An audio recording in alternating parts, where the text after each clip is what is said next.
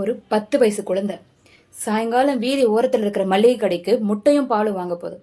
இதோ 5 நிமிஷத்துல வந்துடுறமான்னு சொல்லிட்டு போன குழந்தை அடுத்த 24 மணி நேரத்துல ஒரு குளக்கரையில சடலமா மீட்கப்படுறான்னு கேட்குறப்போ பெத்தவங்களோட நெஞ்சு எந்த அளவுக்கு பதறி இருக்கும்.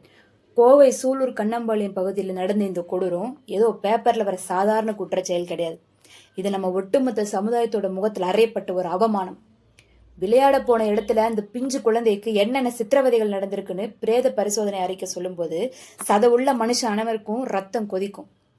கார்வண்ணன் கார்த்திக்னு கைது செய்யப்பட்ட மிருகங்கள் வெளியாட்கள் கிடையாது, அந்த பகுதிக்கு தெரிஞ்ச அக்கம் பக்கத்தினர் தான். இதுதான் இங்க இருக்கிற மிகப்பெரிய ஆபத்தை. நம்ம தெரிஞ்சவங்க, நம்ம பக்கத்து வீட்டுக்காரங்க தானேன்னு சொல்லி அனுப்புறதுனாலதான் இந்த அளவுக்கு முடிஞ்சிருக்கு.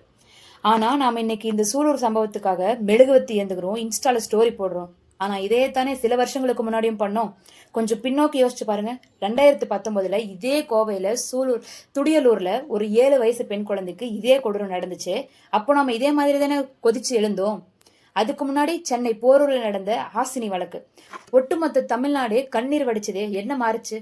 ஒரு சம்பவம் நடக்கும்போது மட்டும் நாம சமூக வலைத்தளங்கள்ல கோவப்படுறோம், அப்புறம் அடுத்த ட்ரெண்ட் நோக்கி ஓடுறோம். ஆனா அந்த மிருகங்கள் ஓடுறதே இல்லையே.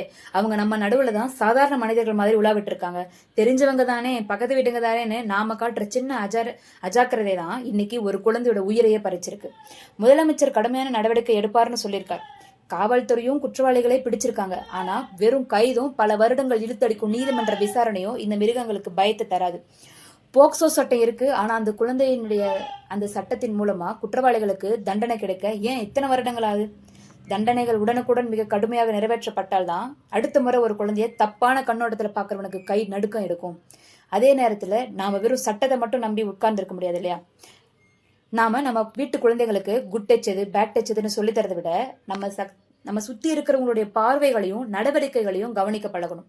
குழந்தைகளுக்கு பயத்தை சொல்லி வளர்க்காதீங்க. அவங்க கிட்ட எதையும் ஓப்பனா பேசுற தோழமையை உருவாக்குங்க. இனி ஒரு குழந்தைக்கும் இந்த நிலைமை வரக்கூடாது. சட்டம் தன் கடமையை செய்யட்டும். ஆனா ஒரு சமூகமா நாம விழிப்போடு இருக்கணும்.